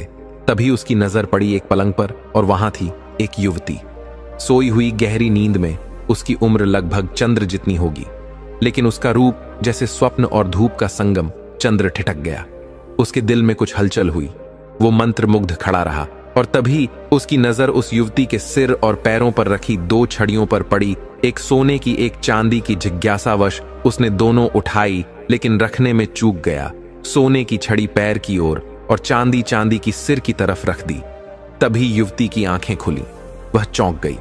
सामने एक अनजान युवक खड़ा था, तलवार लिए, और उसके चेहरे पर विस्मय, आकर्षण और संकोच तीनों एक साथ थे। अगले पल वह शायद चीखने ही वाली थी। चंद्र ने जब देखा कि वह सुंदर युवती डर के मारे पीछे हट रही है, तो उसने तुरंत तलवार नीचे रख दी और बड़ी नरमी से बोला, घबराओ मत सुंदरी, मैं तुम्हें कोई नुकसान नहीं पहुंचाऊंगा। उसकी आवाज में इतनी सच्चाई और शांति थी कि लड़की थोड़ी शांत हुई, लेकिन फिर भी बोली, तुम कौन हो? चंद्र ने एक धीमी मुस्कान के साथ जवाब दिया, मेरा नाम चंद्र ललाट है। मैं अपनी बहन के लिए केतकी के फूल लेने आया हूं। केतकी के फूल? लड़की ने हैरानी से पूछा। चंद्र ने समय की ओर देखा। सूरज की किरणें अब महल की छतों से विदा ले रही थीं और संध्या का साया फैलने लगा था। मुझे अभी जाना होगा, वरना फूल मुरझा जाएंगे। वो तेजी से मुड़ा ही था कि लड़की ने दृढ़ता से कहा, ठहरो युवक। उसकी आवाज में कुछ ऐसा था कि चंद्र रुक गया। केतकी के पुष्प कभी मुरझाते नहीं हैं, उसने धीरे से कहा, और अगर तुमने राक्षसों को मारे बिना उन फूलों को छूने की भी कोशिश की तो तुम्हारी तुरंत मृत्यु हो जाएगी। चंद्र अवाक रह गया। क्या कह रही हो तुम? लड़की की आंखों में अब कोई डर नहीं, बस दर्द था। सच कह रही हूं, तुम्हारी बहन को किसी ने गलत जानकारी दी है। चंद्र के मन में हलचल मच गई। क्या तारका को भी किसी ने भ्रमित किया था? तो क्या कोई रास्ता है उन फूलों को पाने का? उसने पूछा। युवती ने आह भरते हुए कहा, यहां 700 राक्षस रहते हैं और उन्हें मारे बिना उन फूलों तक पहुंचना असंभव है। चंद्र उसे ध्यान से देखता रहा। तुम तो राक्षसी नहीं लगती, मानवीय हो क्या? वो लड़की कुछ पल चुप रही, फिर उसकी आंखों से आंसू बह निकले। हां, मैं मानवीय ही हूं। कभी पुष्पवती राज्य की राजकुमारी थी, नाम है कुसुमसेना। राक्षसों ने हमारे राज्य को उजाड़ दिया। मैं छोटी थी, तभी एक राक्षसी को मुझ पर दया आ गई और वह मुझे यहां ले आई। अब वही इन राक्षसों की सरदार है। हर सुबह वह मुझे किसी जादू से सुला देती है और शाम को फिर जगा देती है। कहते कहते वह रो पड़ी। चंद्र का हृदय पिघल गया। उसने धीरे से कहा, शांत हो जाओ राजकुमारी, तुम अत्यंत साहसी हो। थोड़ा और साहस रखो। मैं इन राक्षसों का अंत कर तुम्हें मुक्त करूंगा और अपनी बहन के लिए पुष्प भी लेकर जाऊंगा। कुसुमसेना ने आश्चर्य से उसकी ओर देखा। लेकिन कैसे? वे तो 700 हैं। चंद्र की आंखों में अब संकल्प की लौ थी। हर ताले की चाबी होती है, बस उसका राज जानना होता है। अगर तुम उस राक्षसी से कोई रहस्य निकाल सको तो शायद राजकुमारी ने तुरंत हामी भरी। मैं रात को नहीं सोती, तुम पास ही कहीं छिपकर प्रतीक्षा करो। मैं राक्षसी से यह भेद निकालने की कोशिश करूंगी, लेकिन जल्दी करो, वे सब बस आने ही वाले होंगे। और हां, मुझे जाते जाते फिर से सुला देना, वरना वह शक कर सकती है। चंद्र ने उसकी ओर देख दृढ़ स्वर में कहा, तुम यह कार्य कर सको तो मैं वचन देता हूं, तुम्हें इस नरक से मुक्ति दिलाकर रहूंगा। राजकुमारी ने उसकी आंखों में देखा, उस वीर निडर युवक की आंखों में जो अपनी बहन के लिए मौत की घाटी में कूद आया था और अब उसके लिए भी खड़ा था। ना जाने क्यों, लेकिन उस पल भोली कुसुम सेना का दिल धक से रह गया। वह इस अजनबी पर मोहित हो चुकी थी। चंद्र ने एक गहरी सांस ली, फिर राजकुमारी को वैसे ही सुला दिया जैसे उसने कहा था, चुपचाप प्यार से, जैसे कोई छोटी बहन को सुला रहा हो। फिर वह महल की दीवार की ओट में जाकर छिप गया, धड़कनों को थामे, हर आवाज पर कान लगाकर। उसकी आंखें अंधेरे में भी चौकस थीं। कुछ ही देर में हवा में एक सड़ांत सी गंध फैल गई और भारी कदमों की गूंज सुनाई दी। राक्षसी वापस आ रही थी, शिकार और शराब के नशे में झूमती हुई। दरवाजा चरमराया और फिर छड़ियों की खनक सुनाई दी। राक्षसी ने राजकुमारी को फिर से जगा दिया। तू आ गई? राजकुमारी ने उन्हीं आवाज में कहा। हां बेटी, आ गई। राक्षसी की आवाज भद्दी लेकिन मुलायम थी। मां, आज मुझे बहुत डरावना सपना आया। कहते कहते राजकुमारी सुबकने लगी। उसकी सिसकियां इतनी सच्ची थीं कि खुद राक्षसी भी चौंक गई। क्या हुआ बेटी, क्या देखा तूने? राजकुमारी रोती रही, फिर थरथराती आवाज में बोली, मैंने देखा कि एक मानव ने तुम्हें मार डाला और मैं फिर से अकेली रह गई। राक्षसी के चेहरे पर हैरानी और क्रोध की झलक आई। मानव, मुझे भी कुछ अजीब सी गंध आ रही है, जैसे कोई इंसान आसपास हो। वो सूंघने लगी, दीवारों के पास घूमने लगी, लेकिन राजकुमारी ने जोर से रोना शुरू कर दिया। उसका ध्यान भटकाने के लिए तू क्यों रो रही है पगली? हमें कोई नहीं मार सकता। क्यों मां? राक्षसी अब पूरी तरह नशे में थी। वह लड़खड़ाते हुए बोली, क्योंकि हमारे जीवन का एक रहस्य है।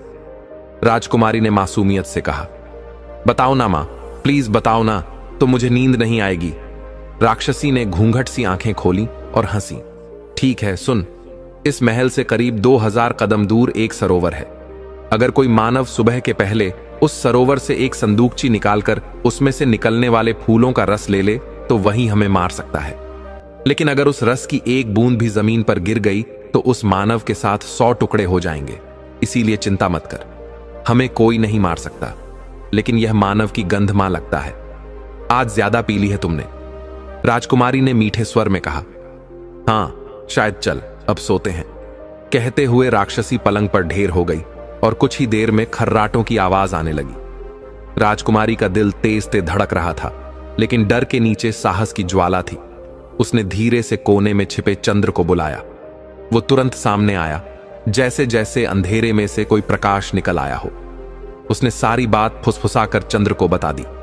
चंद्र ने उसकी आंखों में देखा और दृढ़ता से कहा, अब तुम चिंता मत करो, कल सुबह ही मैं इस काम को अंजाम दूंगा। इसमें बहुत खतरा है चंद्र। कुसुम सेना की आवाज कांप रही थी। घबराओ मत, मैं कर लूंगा।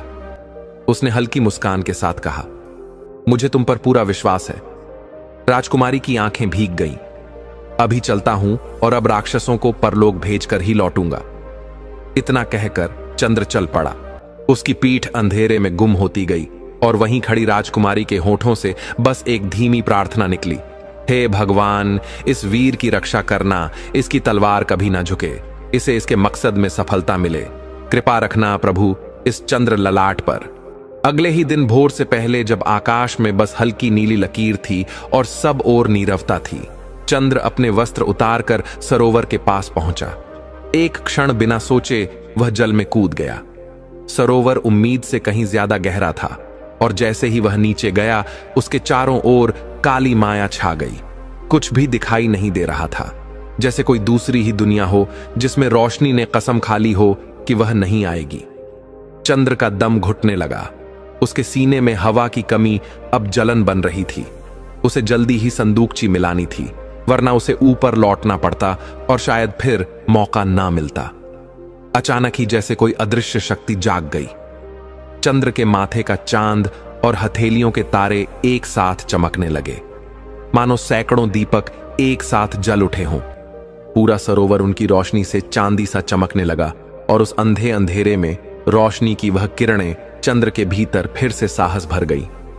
उसने तेजी से नीचे तल में खोज जारी रखी और तभी उसकी उंगलियां एक ठंडी धातु से टकराई। वो संदूकची थी। जैसे ही उसने उसे थामा, चांद की शक्ति से उसके फेफड़े फिर से सांस लेने लगे। वो ऊपर तैरा और आखिरकार सरोवर से बाहर आ गया। हाथों में अभी भी वही रहस्यमयी संदूकची थी। उसने तुरंत ढक्कन खोला जैसे राजकुमारी ने बताया था। भीतर से 2 दिव्य फूल निकले जिनसे एक मीठी और मोहक गंध निकल रही थी। लेकिन तभी दूर जंगल की गहराइयों से गड़गड़ाहट और चीख पुकार सुनाई दी। राक्षसों को पता चल गया था कि कोई उनकी मौत की चाबी ले आया है। वे दौड़े चले आ रहे थे। किसी के हाथ में तलवार थी, किसी के पास गधा, कोई धनुष ताने हुए था और कोई भाला लिए झपटता आ रहा था। लेकिन चंद्र वहां खड़ा हंस रहा था। निर्भीक स्थिर उसने दोनों फूलों को हाथ में मसला और तुरंत उनका रस अपने सीने पर रगड़ लिया। बूंदें गिरने से पहले ही उसने उन्हें समेट लिया, हर कण अपने शरीर में उतार लिया और फिर पूरा जंगल जैसे कांप उठा। धरती हिल गई और एक भीषण गूंज के साथ सारे राक्षस वहीं ढेर हो गए, बिना चीख के, बिना युद्ध के। अगले ही पल संदूकची के भीतर से एक पत्र फड़फड़ाता हुआ बाहर आया, जैसे किसी ने उसकी वीरता को पहले ही जान लिया हो। हे वीर, तुमने जो किया वह एक चमत्कार है, लेकिन अब सुनो, यह केतकी वन अगली आधी प्रहर में समुद्र में समा जाएगा। तुम चाहो तो कुछ भी ले जा सकते हो, लेकिन अगर रुक गए तो यह स्थान तुम्हारे लिए यमलोक बन जाएगा। पत्र हाथ में लिए चंद्र ने संदूकची वहीं फेंकी और महल की ओर दौड़ पड़ा। महल में घुसते ही वह सीधा राजकुमारी के कक्ष में पहुंचा। छड़ियां बदली और उसे जगाया। राजकुमारी, तुम? हां, मैं चंद्र मुस्कुराया। तुम सफल हुए? हां, मैं सफल हुआ। उसके चेहरे पर विजय और सच्चाई की चमक थी। कुसुम सेना की आंखों में पहली बार सुकून था, एक हल्की मुस्कान, जैसे बरसों का बोझ पिघलकर बह गया हो। अब जल्दी करो, आधे पहर में यह जगह समुद्र में डूब जाएगी। क्या संदूकची के भीतर एक पत्र मिला? हमें अभी निकलना होगा। मुझे इस जगह से कुछ भी नहीं चाहिए। चंद्र, कोई वस्तु, कोई स्मृति, कुछ भी नहीं। चलो यहां से। अभी नहीं, मुझे अपनी बहन के लिए केतकी के फूल चाहिए। और वह फौरन बगीचे की ओर दौड़ गया। राजकुमारी जैसे ही गवाक्ष तक पहुंची, चंद्र लौट आया, हाथ में 5-6 केतकी फूल लिए हुए। अब चलो। उसने कुसुम सेना का हाथ पकड़ा और दोनों भागने लगे। राजकुमारी उसकी गति से मेल नहीं रख पा रही थी, लेकिन चंद्र को रास्ता याद था, जहां उसने घोड़ा छोड़ा था। दौड़ते हुए धड़कनों के साथ समय भी भाग रहा था। आखिरकार वे पहुंचे। पक्षीराज वहीं खड़ा था, जैसे इंतजार में चंद्र ने उसे प्यार किया। राजकुमारी को उस पर बैठाया और फिर खुद सवार हुआ। 3 घड़ियां हो चुकी हैं चंद्र, अब समय बहुत कम है। चिंता मत करो राजकुमारी, पक्षीराज के लिए इतना काफी है। और फिर ऐड लगाते ही पक्षीराज हवा से बातें करने लगा, कृतेज, निर्भीक और अद्भुत। केतकी वन उनकी आंखों से धीरे धीरे पीछे छूट रहा था, जैसे कोई सपना खत्म हो रहा हो। एक घड़ी के भीतर वे केतकी वन की सीमा पार कर चुके थे और तभी अचानक धरती हिली और चंद्र ने अश्व रोक लिया और मुड़कर पीछे देखा। यह क्या था? कुसुम सेना ने थरथराती आवाज में पूछा, जब जमीन के नीचे से हलचल उठी और आकाश पर एक काली दरार सी फैल गई। यह संकेत है कि केतकी वन अब डूबने वाला है, चंद्र ने गंभीर स्वर में कहा, और उसी पल एक विशाल भवन भरभरा कर गिर गया। चंद्र ने तुरंत समुद्र देव का मंत्र दोहराया और जैसे ही उसने उच्चारण पूरा किया, समुद्र की विशाल लहरें फटती चली गई, एक जादुई पगडंडी बनती गई। संभल कर बैठो राजकुमारी, और इन केतकी के फूलों का ध्यान रखना। कहते हुए चंद्र ने पक्षीराज को हवा से भी तेज दौड़ा दिया। केतकी वन अब पीछे रह गया था, उसकी जड़ें पानी में डूबने लगी थीं। लौटते वक्त भी चंद्र ने वही रास्ता अपनाया जो आते समय तय किया था। वही कांचरी का वन, वही चुप झाड़ियां, लेकिन इस बार हवा में एक हल्कापन था। जब सूर्य सिर पर चढ़ने को आया तो कुसुम सेना ने थक कर कहा, अब हमें कुछ देर आराम करना चाहिए। और चंद्र ने हंसते हुए कहा, मुझे तो भूख भी लग रही है। वह पास के एक पेड़ पर चढ़ा और मीठे फल तोड़ लाया, जिन्हें दोनों ने मिलकर खाया। लेकिन जैसे ही भूख मिटी, एक गहरी चिंता ने माहौल को घेर लिया। अच्छा, चंद्र कुसुमसेना का स्वर बदल गया था। तुमने मुझे मुक्त करा दिया, पर अब मैं जाऊंगी कहां? मेरा राज्य तो समुद्र में समा गया। चंद्र के पास कोई उत्तर नहीं था। वह कुछ पल चुप रहा। तुमने मुझे मुक्त किया है तो मेरा दायित्व अब तुम्हारे ऊपर है। उसकी बातों में कोई शिकायत नहीं थी, बस एक सच्ची सीधापन था। चंद्र सोच में डूब गया, मानो कोई नई परीक्षा सामने आ खड़ी हो, और तभी वह बोल पड़ा, मुझसे विवाह करोगी? कुसुमसेना इस प्रश्न के लिए जैसे पहले से तैयार थी। उसने बिना झिझक के कहा, तुम तैयार हो यह तुम पर निर्भर करता है। चंद्र ने मुस्कुराते हुए कहा, और फिर जो जवाब आया उसमें कोई नाटक नहीं था, कोई दिखावा नहीं। ठीक है चंद्र, मैं तैयार हूं। मैंने अपने सपनों में भी तुम्हारे जैसा वीरपति ही देखा था। अब और क्या चाहिए? कहते हुए उसने शर्माकर अपना चेहरा झुका लिया और हल्के से मुस्कुरा दी। चंद्र की हंसी भी साथ में बह निकली। शाम ढलने तक वे घर पहुंच गए। चंद्र ने दरवाजा खटखटाया। अंदर से जैसे ही दरवाजा खुला, तार का छेंक पड़ी।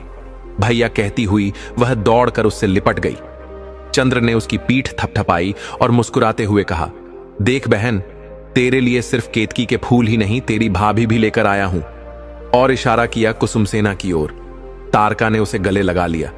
कोई शक, कोई सवाल नहीं, बस अपनापन।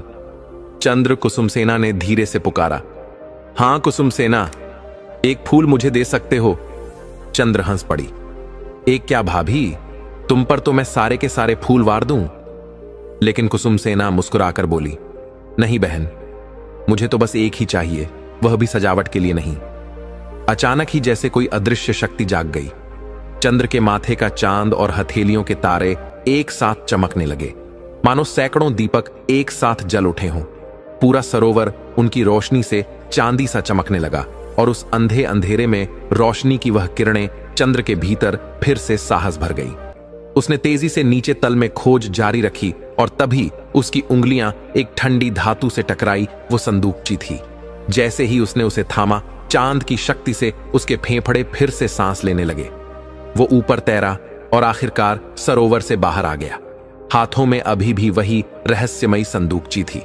उसने तुरंत ढक्कन खोला, जैसे राजकुमारी ने बताया था। भीतर से 2 दिव्य फूल निकले, जिनसे एक मीठी और मोहक गंध निकल रही थी। लेकिन तभी दूर जंगल की गहराइयों से गड़गड़ाहट और चीख पुकार सुनाई दी। राक्षसों को पता चल गया था कि कोई उनकी मौत की चाबी ले आया है। वे दौड़े चले आ रहे थे। किसी के हाथ में तलवार थी, किसी के पास गधा, कोई धनुष ताने हुए था और कोई भाला लिए झपटता आ रहा था। लेकिन चंद्र वहां खड़ा हंस रहा था।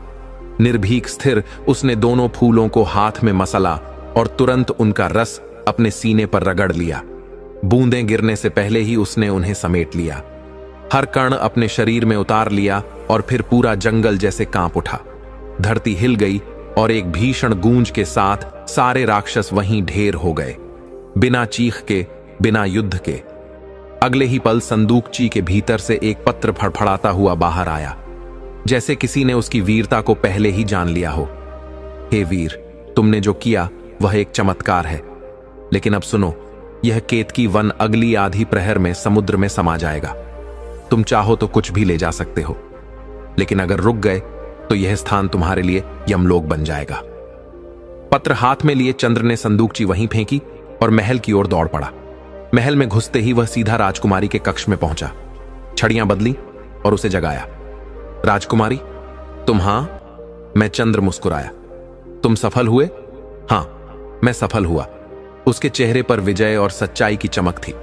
कुसुमसेना की आंखों में पहली बार सुकून था, एक हल्की मुस्कान, जैसे बरसों का बोझ पिघल कर बह गया हो।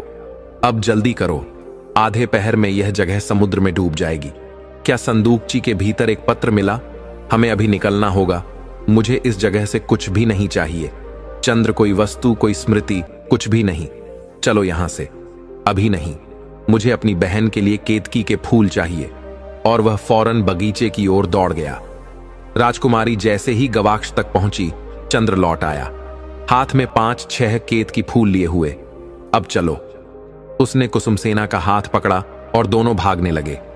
राजकुमारी उसकी गति से मेल नहीं रख पा रही थी, लेकिन चंद्र को रास्ता याद था, जहां उसने घोड़ा छोड़ा था।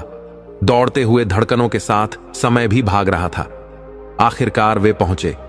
पक्षीराज वहीं खड़ा था, जैसे इंतजार में चंद्र ने उसे प्यार किया। राजकुमारी को उस पर बैठाया और फिर खुद सवार हुआ। 3 घड़ियां हो चुकी हैं चंद्र, अब समय बहुत कम है। चिंता मत करो राजकुमारी, पक्षीराज के लिए इतना काफी है।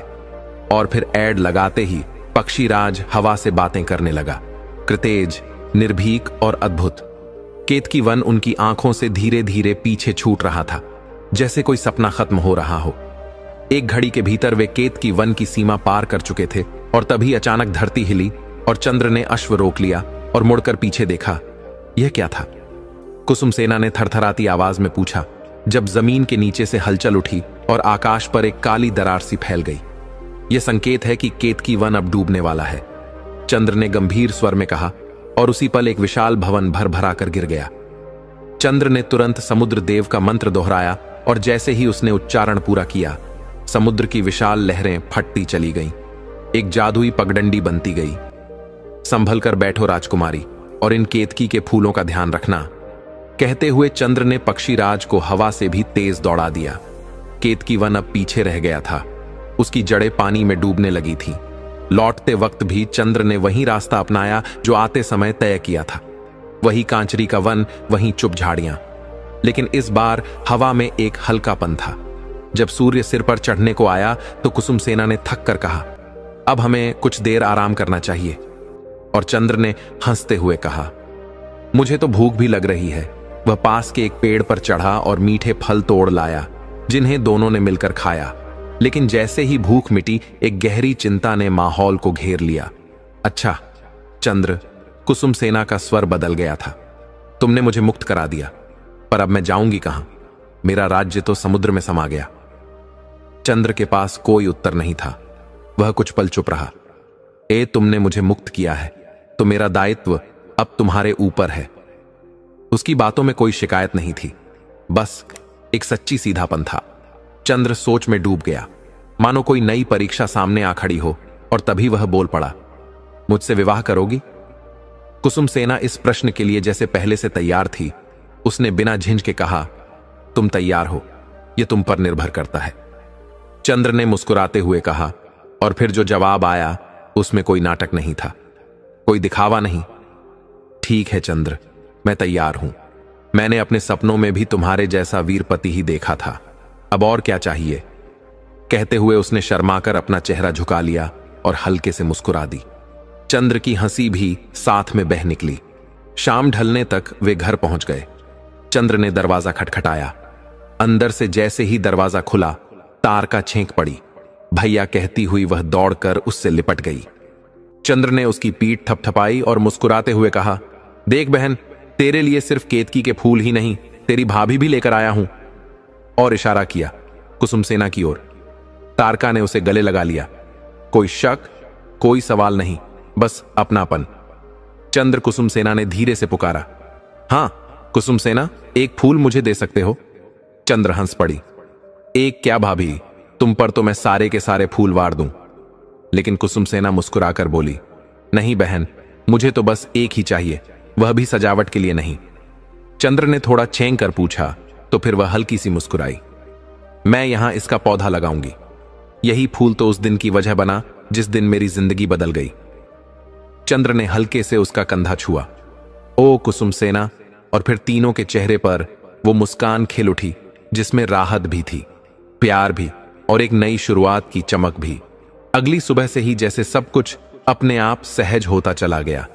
चंद्र ने पास के मंदिर में जाकर एक साधे लेकिन गरिमामय विवाह में कुसुमसेना को अपना जीवन साथी बना लिया। अब वह फिर से अपने पुराने जीवन में लौट आया। वन में जाना, औषधियां लाना, शिकार करना जैसे पहले करता था, लेकिन अब उसके लौटने का इंतजार कोई और भी करता था। कुसुमसेना और तारका के बीच का रिश्ता कुछ ही दिनों में इतना गहरा हो गया, मानो वे सालों से एक ही घर की दीवारें साझा कर रही हो। कुसुमसेना ने घर के सारे काम हाथ में ले लिए थे और तारका उसे हर छोटी बड़ी चीज सिखा रही थी, चूल्हे की आंच से लेकर मंदिर की पूजा तक। देखकर कोई सोच भी नहीं सकता था कि यह वही लड़की है जो कभी पुष्पवती राज्य की राजकुमारी थी। वो एक लड़की से स्त्री बनी थी, एक पत्नी, एक बहन और पहली बार एक परिवार का हिस्सा।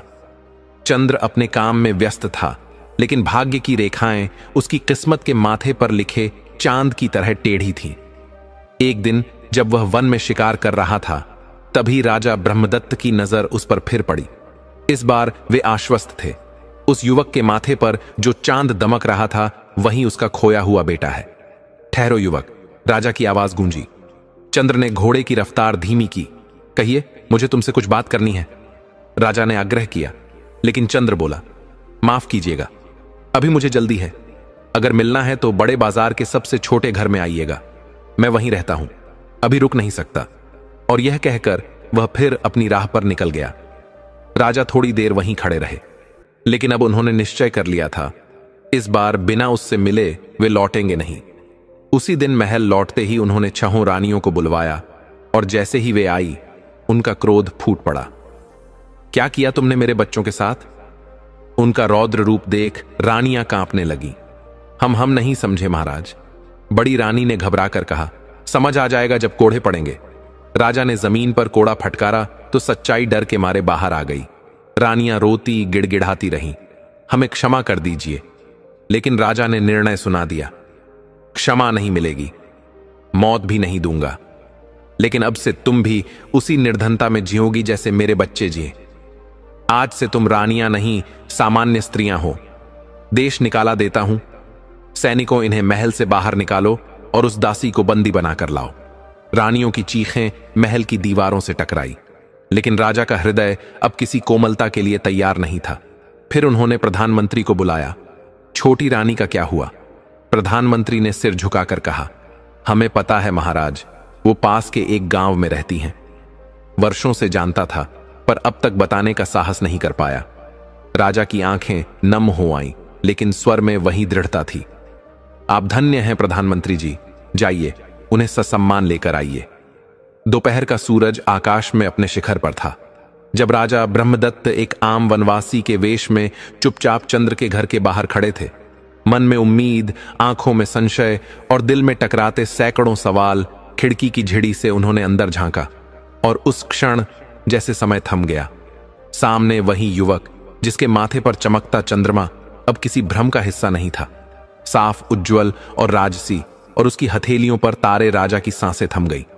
हे ईश्वर, ये मेरा पुत्र है और यह कन्या मेरी पुत्री। वह आंखें भरकर दोनों को निहारते रहे। वह युवती जो उनके साथ बैठी थी, उसे देखकर मन में एक मीठा संशय जगा। क्या यह मेरी पुत्रवधू है? राजा की आंखों से अश्रु छलक पड़े, खुशी के, पश्चाताप के और उस अधूरे स्नेह के जो वर्षों से दिल में कैद था।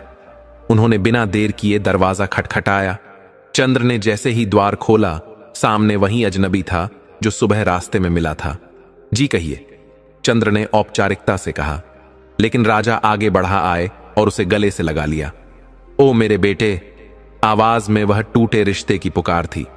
तारका और कुसुम सेना भी बाहर आ गई। डरो मत मेरे बच्चों, मैं ही हूं तुम्हारा पिता, इस राज्य का राजा ब्रह्मदत्त, और तुम दोनों मेरी संतान। चंद्र और तारका एकदम स्तब्ध। चंद्र के पास शब्द नहीं थे। यह सच कैसे हो सकता है? मगर राजा बोले, मैं समझता हूं, विश्वास कठिन है। चलो मेरे साथ राजमहल, मैं सब बताऊंगा। चारों लोग रथ में बैठकर महल की ओर रवाना हुए। महल में छोटी रानी शिवकर्णी आंखें नम की प्रतीक्षा कर रही थी।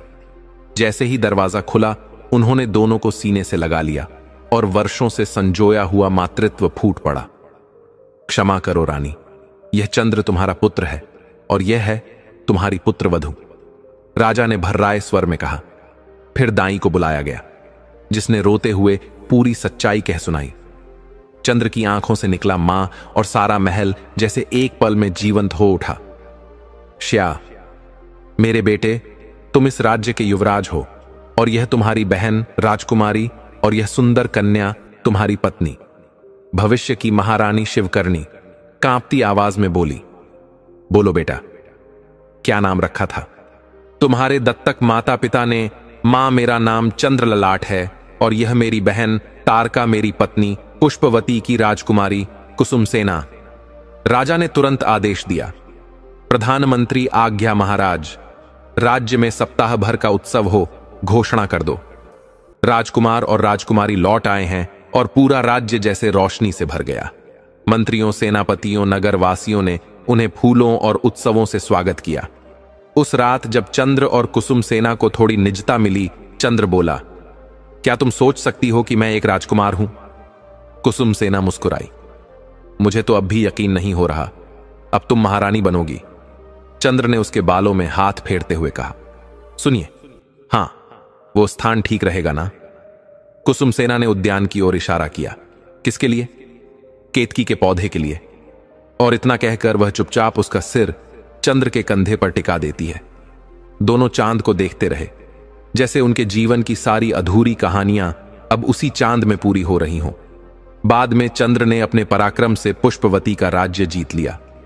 जनता उन्हें और तारका को जैसे आंखों में बसा बैठी। फिर वे अपने राक्षस बुआ और चाचा से आशीर्वाद लेने पहुंचे, जिन्होंने वर्षों बाद अपने भतीजे के लिए महल सजा दिया। तारका का विवाह निकटवर्ती राज्य के राजकुमार से हुआ। 10 वर्षों बाद महाराज ब्रह्मदत्त ने राज्य त्याग कर सिंहासन चंद्र लल्लाट को सौंपा और इस तरह एक अधूरी कहानी पूरी हुई। दर्शक बंधु, यह कथा यहीं समाप्त नहीं होती। असली रहस्य तो अब सामने आता है। एक बूढ़े गिद्ध ने अपने जीवन के अनुभव से बताया कि अगर बुढ़ापे में सिर ऊंचा रखकर जीना है तो अपनी संतान को सब कुछ देना, लेकिन ये 3 चीजें कभी मत देना, वरना वही संतान आपके आत्मसम्मान को तोड़ देगी। माता पिता जरूर देखें। दर्शक बंधु, कहते हैं कि बुढ़ापा जीवन का वह पड़ाव है जब शरीर कमजोर हो जाता है, लेकिन आत्मसम्मान और इज्जत सबसे बड़ी पूंजी बन जाते हैं। इस उम्र में हर मां बाप चाहता है कि संतान उसका सहारा बने, उसकी इज्जत बनाए रखे और उसे सम्मान के साथ जीने दे। परंतु वास्तविकता यही है कि बहुत से मां बाप अपनी संतान से इतनी उम्मीदें लगा लेते हैं कि अंत में निराशा और दुख ही हाथ लगता है। पुराणों में एक कथा आती है। एक बूढ़ा गिद्ध अपने घोंसले में बैठा अपने बच्चों को देख रहा था। जीवन भर उसने मेहनत की, उन्हें पाला पोसा और बड़ा किया, लेकिन जब वह बुढ़ापे में पहुंचा तो उसने अपने बच्चों से केवल सहारे की आशा रखी। उसी समय उसने कहा, मेरे बच्चों, याद रखो, संतान को सब कुछ दो, प्यार दो, संस्कार दो, आशीर्वाद दो, लेकिन ये 3 चीजें कभी मत दो, वरना वही संतान तुम्हारा सिर झुका देगी। वह कौन सी 3 चीजें हैं? पहली बात, अपनी मेहनत से कमाई सारी संपत्ति संतान के नाम मत कर दो। जब तक शरीर में सांस है तब तक अपने हक पर हक बनाए रखो। दूसरी बात, अपना आत्मसम्मान कभी संतान के कदमों में मत डालो। सम्मान भीख से नहीं, अपने आचरण और आत्मनिर्भरता से मिलता है। तीसरी बात, अपनी सोच और निर्णय की ताकत मत छोड़ो। जैसे ही माँ बाप अपनी सोच का अधिकार बच्चों को सौंप देते हैं, वे दूसरों पर निर्भर हो जाते हैं और बुढ़ापे में असहाय बन जाते हैं। इस कथा का संदेश यही है कि बुढ़ापा संतान के सहारे पर नहीं, बल्कि अपने आत्मसम्मान और आत्मनिर्भरता पर टिकता है। बूढ़ा गिद्ध बोला, मेरे बच्चों, अगर बुढ़ापे में सिर ऊंचा रखकर जीना है तो इन 3 बातों को कभी मत भूलना। अपनी कमाई पर हक बनाए रखो, अपने आत्मसम्मान की रक्षा करो और अपनी सोच और निर्णय की ताकत कभी किसी के हाथ मत दो। याद रखो, संतान का सहारा तभी तक है जब तक तुम्हारी स्वाभिमान की लौ जल रही है। प्रिय दर्शक बंधु, यही शिक्षा हमें इस कथा से मिलती है कि बुढ़ापे में संतान का सहारा नहीं, बल्कि आत्मसम्मान ही सबसे बड़ा सहारा है। इसलिए अपनी संतान को सब कुछ दीजिए, लेकिन ये 3 चीजें कभी मत दीजिए। दर्शक बंधु, इस कथा से हमें यही गहरी शिक्षा मिलती है कि बुढ़ापा संतान के सहारे से नहीं, बल्कि अपने आत्मसम्मान और आत्मनिर्भरता से सशक्त बनता है। बूढ़े गिद्ध ने जो 3 बातें बताईं, अपनी मेहनत की कमाई पर हक बनाए रखो, अपने आत्मसम्मान की रक्षा करो और अपनी सोच व निर्णय की शक्ति किसी और को मत सौंपो, यही 3 बातें हर माता पिता के लिए ढाल बन जाती हैं। याद रखिए, जीवन की सबसे बड़ी पूंजी आपका आत्मसम्मान है। संतान को सब कुछ दीजिए, प्यार दीजिए, संस्कार दीजिए, आशीर्वाद दीजिए, लेकिन ये 3 चीजें कभी मत दीजिए।